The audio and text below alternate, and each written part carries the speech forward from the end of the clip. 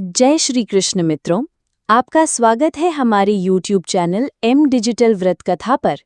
आज हम बोल चौथ के विषय में संपूर्ण जानकारी और कथा सुनेंगे। यह व्रत श्रावण मास के कृष्ण पक्ष की चतुर्थी के दिन आता है। इस व्रत को करने वाले इस दिन कुमकुम, चावल और फूलों के हार से गाय और बछड़े का पूजन करते हैं और एक समय भोजन करते हैं। व्रत करने वाले इस दिन गेहूं की या कूटी हुई कोई भी वस्तु नहीं खाते हैं। अब हम कथा सुनते हैं। एक थी सास और एक थी बहू। सास बोल चौथ के दिन नदी पर स्नान करने के लिए गईं और जाते समय बहू से कहती गई, अरे बहू बेटा, आज तो गेहूं कूट कर पका लेना। उनके घर में एक गाय थी। गाय का एक बछड़ा था। उस बछड़े का रंग गेहूं जैसा था, इसलिए उसका नाम गेहूंला रखा था। बहू ने तो उस गेहूंला नाम के बछड़े को ओखली में कूट दिया और एक हांडी में डालकर चूल्हे पर पकाने के लिए रख दिया।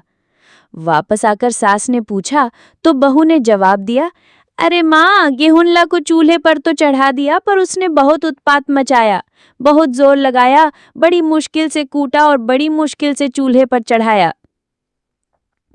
ये सुनते ही सास के होश उड़ गए और उन्हें लगा कि बहू ने पक्का गाय के गेहूंला को ही कूटकर पका दिया है, उसे समझने में गलती हुई है। सास ने जब असली हकीकत जानी तो वो सन्न रह गई, क्योंकि आज तो बोल चौथ थी। गांव के लोग बछड़े की पूजा करने आने वाले हैं और अब वो उन सबको क्या मुंह दिखाएंगी। सास ने तो गेहूंला वाली हांडी एक टोकरे में रखी और बहू के सिर पर रखकर गांव के बाहर गईं और हांडी को कूड़े के ढेर में गाड़ दिया और घर आकर सास बहू अंदर से दरवाजा बंद करके चुपचाप बैठ गईं। गाय चरने गई थी, वह शाम को चरकर वापस आई। उसे जब पता चला तो गाय तुरंत दौड़ती दौड़ती गांव के बाहर कूड़े के ढेर की तरफ गई। कूड़े के ढेर में जाकर उसने हांडी में अपना सींग मारा, जिससे हांडी तुरंत फूट गई और उसमें से बछड़ा कूद कर खड़ा हो गया। बछड़ा गाय का दूध पीने लगा। इस तरफ सभी लोग बछड़े की पूजा करने के लिए सास बहू के घर आए तो घर अंदर से बंद था। सबने दरवाजा खटखटाया पर घर अंदर से नहीं खुला। इतने में गाय और बछड़ा घर आ गए और बछड़ा गाय का दूध पीने लगा। तब एक महिला ने कहा, अरे दरवाजा तो खोलो, ये तुम्हारा बछड़ा गाय का सारा दूध पी रहा है। सास बहू ने दरवाजे की दरार से देखा तो सचमुच गाय खड़ी थी और बछड़ा दूध पी रहा था।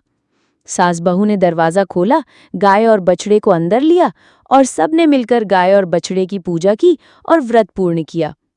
हर वर्ष बोल चौथ का व्रत करना चाहिए।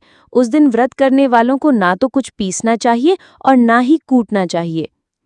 यह व्रत करने वालों को सास बहू की तरह ही भले। तो मित्रों, यह थी बोल चौथ की कथा।